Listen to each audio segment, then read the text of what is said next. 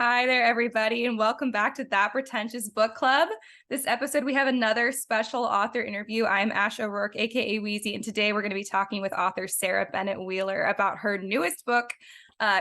Wow, I'm about to butcher the name of the book in the first, 30 seconds of the interview.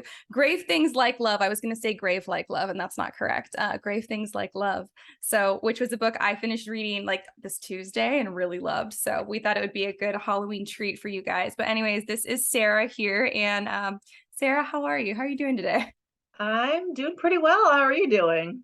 I'm doing pretty good. I mean, aside from forgetting the name of your book within the first 30 seconds of the podcast, and a book that I really liked and have already recommended to someone. I was saying you're in Ohio. I was just talking to my friend in Ohio about your book. Oh, okay. So yeah, yeah.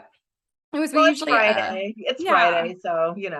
Exactly. It's Friday. I'm tired. I record in my bathroom, which you've listened to the pod some, so you might already know that, which I know is so weird, but it's this nice pretty wall back here, It's which is the beautiful. only wall we haven't painted over. So that's why.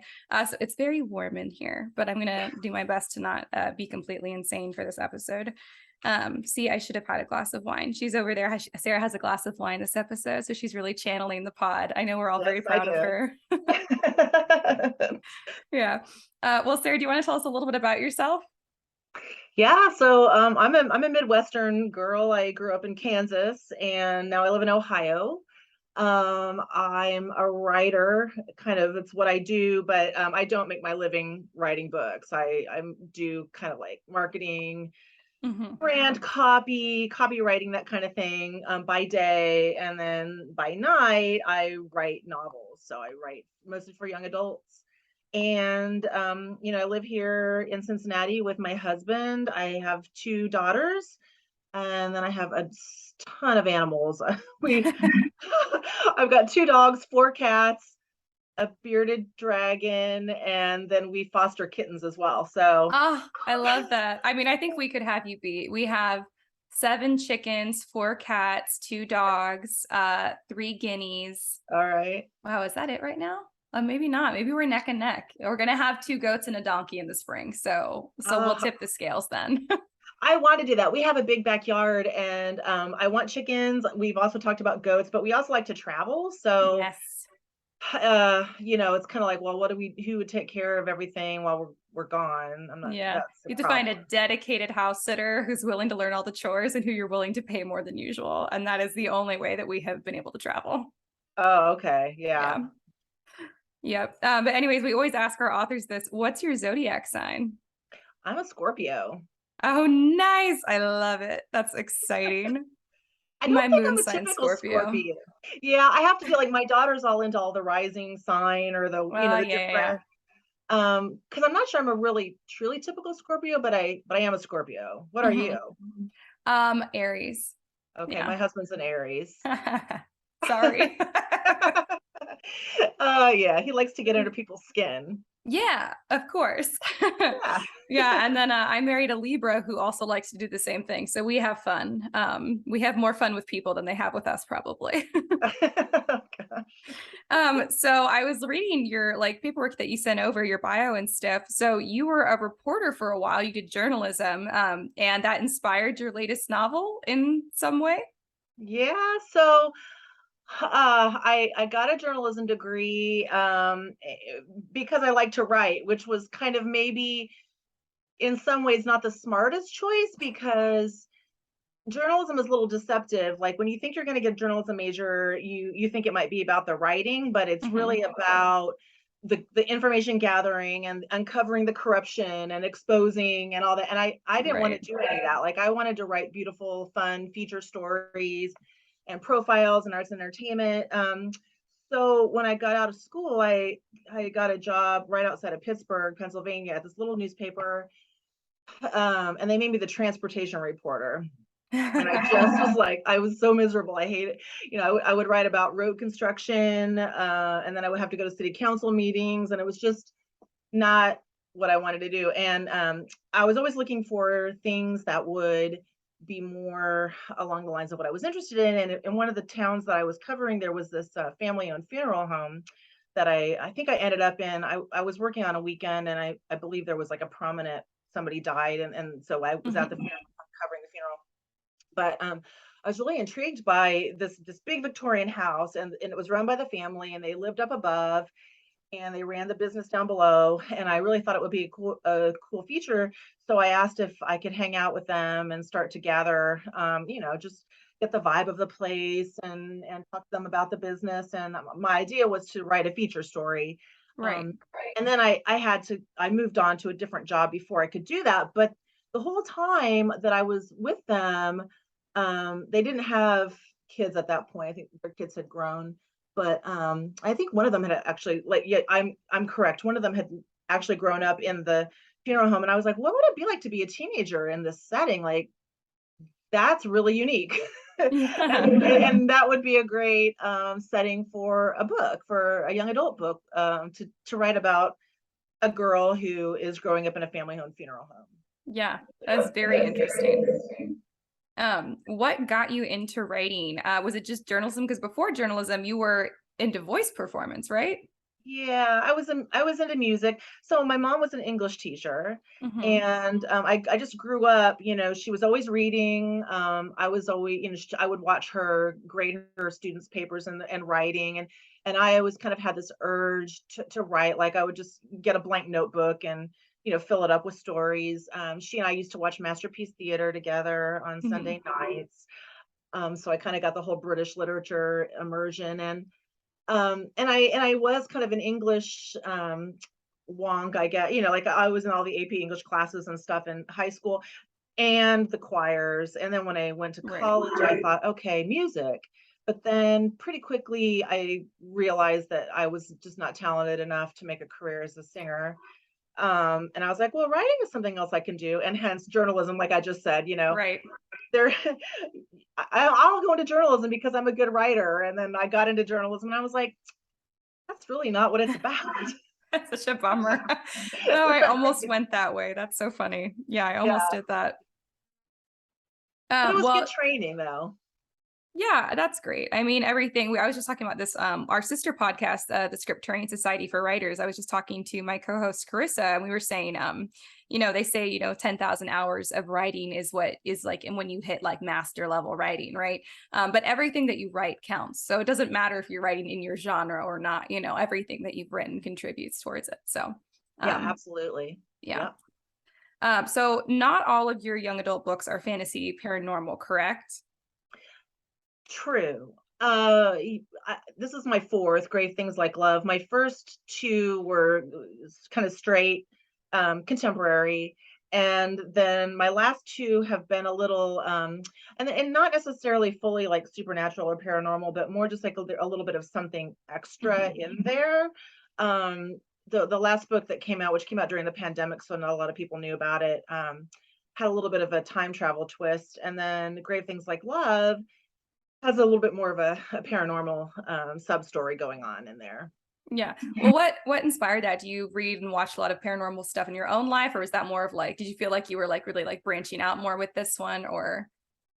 Well, what inspired it was the fact that my so back in the day, I feel like I'm dating myself, but one of my husband's and my uh, favorite date night activities was to watch ghost hunter shows when they were first coming out. Mhm. I mean, and I know they're all over the place now, but years ago, there was only like one or two. They were on late at night on, like, I don't even remember what channel, but we go out to dinner, we come home, and we watch these ghost hunting shows. And so I had written a first draft of Grave Things Like Love, and it just it it was kind of boring. It was kind of a downer. It didn't Nothing really happened in it. So I had to kind of go back and think about what would, for my main character, I would think about some things that would push her outside of her comfort zone Mhm. and kind of get her to get to a different place and grow. And um, I thought, well, obviously, you live in a funeral home, people are gonna maybe assume it's haunted. Yeah. So, would you believe that? Would you not? And Elaine, my main character, she's not sure she believes it because she's a little weary of people assuming creepy things about her home. But then I thought, well, what if she had this guy come in who wants to ghost hunt, and Hmm. he's cute, and it's kind of hard to resist a cute guy that wants to come and hang out with you in the dark late at night. And Yes, it is. And so once I kind of had that, it was more fun. It was the Mhm. story kind of took off after that. That's really fun. My husband, he just got sent to the border on mission. He's in the army, and he just found out that they're about to put him in the second most haunted hotel in the States.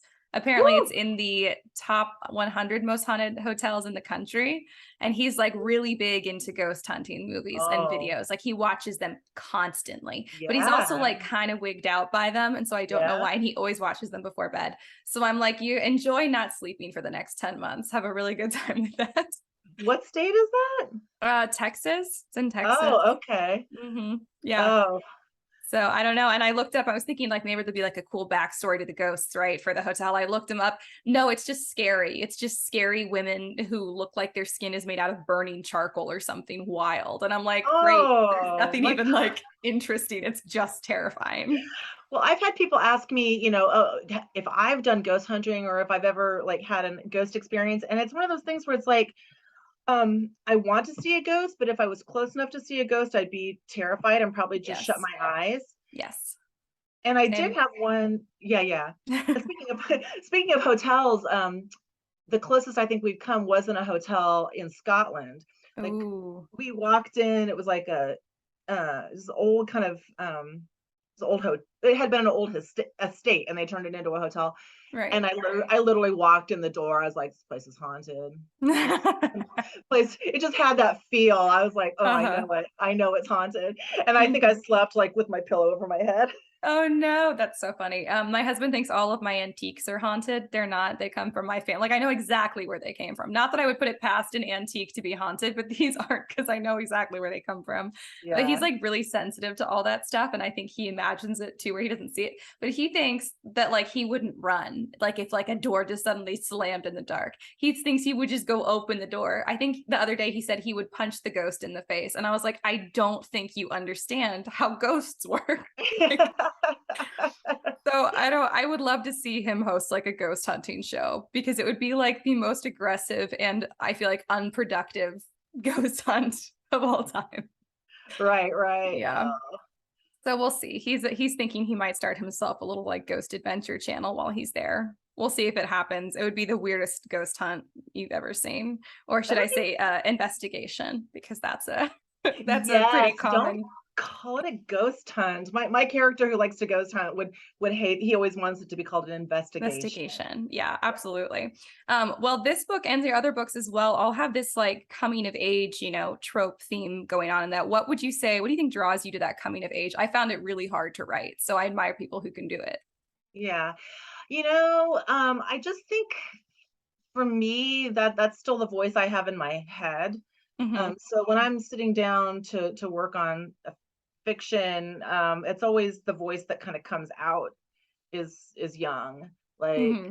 around 17, I feel like. Yeah. And I just that time of life, is you just you're free to make mistakes and try things and do dumb stuff, and you have a little bit of grace. The stakes can be high, but often they're not super duper high. There you can kind of come back and learn and grow from it. Yeah. um, I'm not looking for a moral in any of my stories, but I know I'm going to make myself sound bad, and I fully understand that adult fiction is not all about marital problems or hating your mom or like not, But it not feels like it is. yeah, no, but when I think, okay, if I were to write adult fiction, that's what comes to me is Hmm. those kinds of adult issues that I just don't find very interesting. So No. that's why I should not write it. You know? I totally get that. Totally agree. I think young adults a lot more fun to write. And it doesn't matter. Every year I get older and I still write. All of my characters since I turned 17 have stayed 17 years old and they will Yeah, forever. sure. Um, so you already mentioned that you were writing something that was on in a funeral home, and so you went and you visited it for the piece that you were working on at the time. Did you have to do any other research for the setting of this book?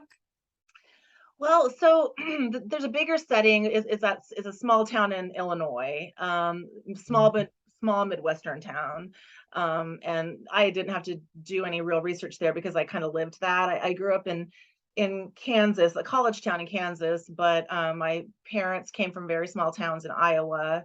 My husband comes from Hannibal, Missouri. I spent a lot of time in those little towns, and so that setting felt very organic. And then, the funeral home too. I have a friend who I've met through my kids' school, and she grew up across the street from her family funeral home. So I Oh, shared, wow. yeah, I shared a an early draft to get a gut check, on whether Hmm. how it was feeling, and and then other research. I know everybody's kind of curious, about things like embalming and that kind of thing. Like, I did not go down and help or with or witness an embalming. I am Hmm. fortunate these days that there are some really great morticians on YouTube who will tell you Yes. all sorts of really cool things that you might Love want to know. YouTube. Yeah, Absolutely. yeah, That's funny. And you might have saved yourself a few nightmares, so that's not bad. true. Although, you know what? My youngest daughter is now talking about wanting to be a mortician. Isn't that Well, great? there you go. Yeah, without me even, I don't even think she might, because your kids don't really pay attention to what you do when you're a grown up. Like, they don't care. Hmm. I don't think she really knows what my book is about. Uh-huh. She's all of a sudden just come out with wanting to go to mortuary school. So Wow. That's yeah. cool. Inspiring people. I think one of the podcasts I listened to, it's called Morbid. It's like one of like the top like true crime podcasts. I believe one of the hosts is also a mortician, which Mhm. is cool. You wouldn't ever guess it. I mean, I guess they're just normal people, just nobody seems to do it. Or if they do, they don't really talk about it. And she's just like so funny and bubbly. And then she'll just come up with these like really detailed facts about like, the process of like death or after dying and just crazy stuff.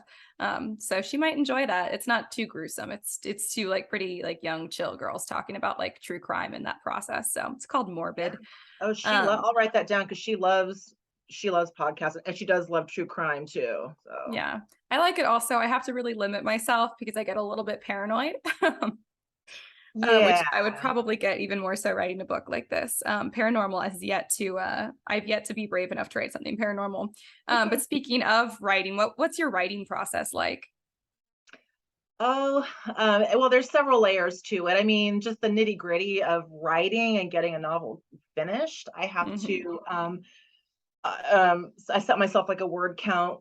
I try to get done like about 500 words a night or more if I can, just because it's very difficult to, I find that I have to, you have to have written in order to like fix what you've written. There's nothing on the Yes. page, you can't revise it, you can't make it better. You have to get it out first.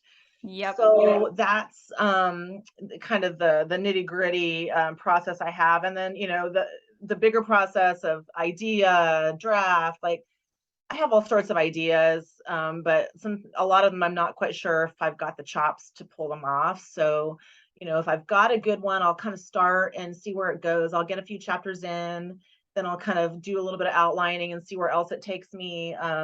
But to be 100% honest, my first drafts are usually still not hitting the mark. I usually have to go through a couple before I really find the story Right. and get it to where it's like really good and saying something and not just kind of looking at my navel navel Yeah. gazing. Totally get that. What would you say the most challenging part of the writing and or publishing process is for you? um sometimes it is just getting motivated to Hmm. just get it done. The pandemic didn't help in some ways it helped because when I was really motivated, I was very motivated, and being locked in my home, and what else was I going to do but write. But also I hear this from a lot of people. It kind of fried my brain in terms of just making it difficult to come up with new ideas. Hmm. um what was the question? I completely No, you're good. Just what's the most challenging part of the writing publishing Oh, the process intelligent for part. you? Right, right, right. Well, I mean, well, to be brutally honest, the publishing process can be the most challenging, just because, you've realized a dream. You're having a book come out. That's great. But your book is one of so many that are out there, and whether it gets attention or not, whether people know about it, or how much you market it, how much it gets Hmm. marketed, it's a lot, when authors are kind of expected to worry about a lot of that kind of thing too, which is fine, but it's not really my forte of things to worry about. I'd rather worry about my actual writing, Right. than worry about how my book is doing or Yeah. all of that. Does that make sense? Yeah, yeah. So like the managing expectations for after publishing. Yeah. Yeah, and that's hard for a lot of authors. I see a lot of authors who it really it's challenging to their mental health. I Mhm. do liken it. I liken it to trying to be like a professional athlete or a professional actor. You put a lot of yourself out there. You do your best. You work your hardest. Mhm. Sometimes you're just not gonna make it, or Yeah. you'll make it, but you just won't make it at the same level as so and so, or and it's just so many. There's just so many opportunities to kind of have your heart broken, even Yes. even while you're living the dream. Because other people might say, "Oh, you're an actor. You got a commercial. Look at you. I see you on TV." And you're like, Mhm. "Yeah, but I really wanted Be in to a have a movie. feature film." Yes, exactly. Yeah, that definitely makes sense. I can definitely see how that'd be like an ongoing challenge that you have to deal with and many authors have to deal with.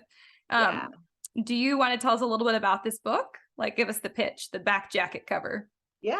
So it's about Elaine, and she is the oldest daughter living in a family owned funeral home that's been in her family since Victorian times. And she's pretty dutiful, has kind of always helped out. She plays piano. She's a pianist, so she plays for like the services. She helps out in any way she can around the funeral home, and people have pretty much assumed that she will be the one to take it over. She'll be Right.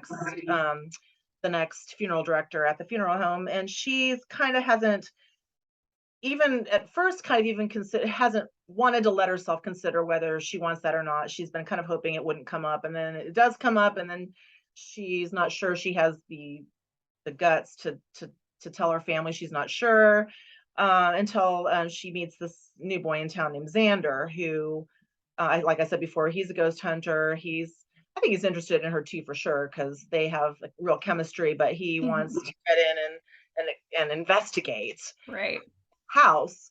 And so she lets him, along with some other friends, and they do turn up some stuff, which gets her to start to question more about who she is, what she wants, and also kind of, pushes her up against her family, and pushes her up against some of her friends too. There's another friend in the group, a boy that likes her, and he's kind of the hometown boy, and she's not sure Mhm. about him. Basically, her life just gets all upended. It does. Yeah. I was like, girl, I'm so stressed for you right now. What are you gonna do? Oh God. Well, that's good. And so she has Elaine, the main character, has generalized anxiety. Was that a challenge to write? And why did you choose to give her that in her character? Yeah, that was not a challenge because I have it, and Hmm. so do quite a few people in my circle, my close and extended circle. Hmm. So yeah, I've said Elaine in general is kind of a character that's probably the most like me of anyone I've written. And as I was writing her, I just sort of was writing her as having anxiety, kind of using different tools to help her manage it from day to day in certain situations where it was having it kind of bubble up. And my editors pointed it out, and they said, we really like that you're writing this character who has anxiety, but that's not like the full focus of their story arc. It's just a little piece in there. It's something that she's managing and working through. um, and could you lean into that a little bit more? So I did. Hmm. And I'm, I just think it's important to normalize it and show that a lot of people, and I feel like a lot of people lately, especially, Yeah. are living with anxiety, Oh and yeah. we have to live with it. We have to find ways to get through our day, and so Elaine does it a lot like I do. I have some loved ones who right now are kind of working on some ways to learn to manage theirs. It's an ongoing thing, but Yeah. it needs to be just normalized. Yeah, I agree. I think so as well. I like seeing it. I also have friends who have generalized anxiety. I have anxiety. I feel like so you're right. So many people have it now. And you Yeah, would think we're so much more open about mental health than we used to be as a society, but we don't like normalize coping mechanisms, which is kind of strange. You would think that maybe we would do that because maybe we could share the things that work for us and help each other out a little bit more. Um, true.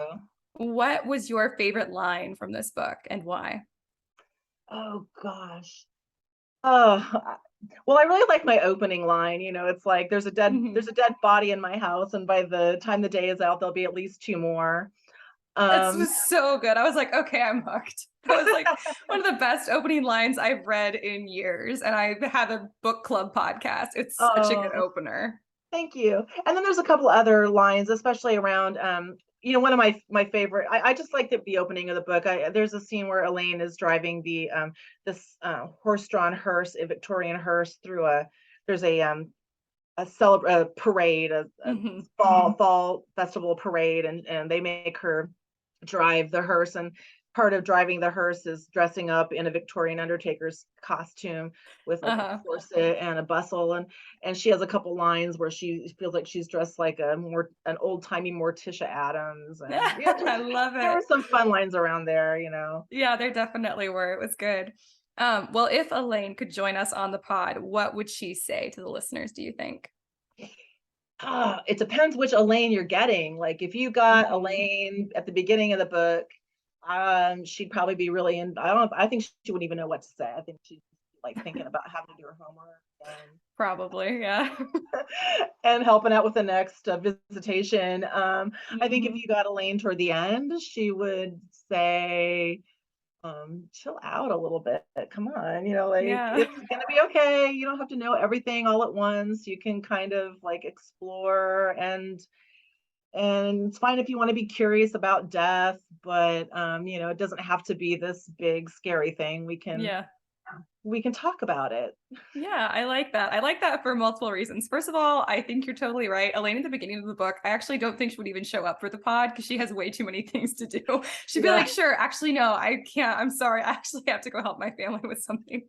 Yeah. Yeah, but I really like that too, what you said about death's not really something that you have to be afraid of. You could be curious about. I took a course in anthropology in college, and we did like this whole module on the way that death is approached in different cultures. And in Western culture, we do this weird thing where it's so taboo to talk about death. Like the fact Yeah. that, there are morticians and people who work in like the mortuary field all over the place and they don't talk about it and we don't talk about it and nobody really knows what goes on because it's so taboo and scary to talk about. But the Western culture is considered as having like one of the most unhealthy views of death. It is a normal part of life and we should all be a lot more okay with it than we are. And so I like books like this that make it a lot less of a scary thing. And that at the end, Elaine kind of made it like her like temporary mission to like kind of open the door to that and get people talking about it. It's totally a fine thing to have questions about and you don't have to be scared about it. I really Yeah. like that. And speaking of, one of the kind of a little bit of an inspiration to say, talking about YouTube, there is a channel called Ask a Mortician, and Oh. she does a wonder. Caitlin, I can't remember her last name. She has this great sense of humor, and she kind of talks all about different aspects of death or embalming or the business, and she just has a great attitude and a great tone to it, Hmm. and a little bit, if you read the book you'll kind of see, if you watch that you can kind of see a little bit how I got inspired for Elaine at the end, Right. to kind of demystify it a little bit. Yeah, I like that. I think that's what I just wrote it down because I'm like, oh, I know, I want to know. Because this book, even I didn't even think that I had that much of a fear of death, and then I just like the whole process. I just someone was like, you know what? I never even wanted to like peek behind the curtain to know. I just don't want to know about it. Don't want to think about it. And now I'm like, maybe I do want to know. Maybe I am curious. Maybe it would actually be better to know some of this instead of just fearing the unknown. True, So true. that's exciting. I think pretty much everyone who reads this will feel that a little bit, which is impressive. Cool. Um, yeah. Well, what are you working on now? Anything you can fill us in on? Oh yeah, I am working on talking about frying brains. I decided to try like a I'm trying to decide how to describe it. It's a mystery box, puzzle box, story, and I don't want to give too much away, but very intricate. The way I want to weave the plot together and make things happen. And I've got my first few chapters. Like I said, I write my first few chapters, and then I get to a point where I have to kind of start outlining it. Oh my goodness, I'm stuck. Like I'm just stuck. It's really once No.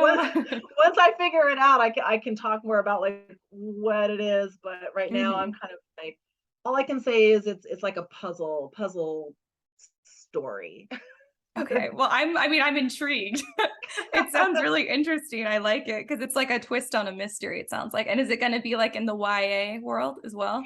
Yes, it will. However, it's gonna probably have more adult characters than I've written before. So now I'm a little scared because I wonder if it might go more into adult fiction just because of the cast of characters keeps growing, Uh-huh.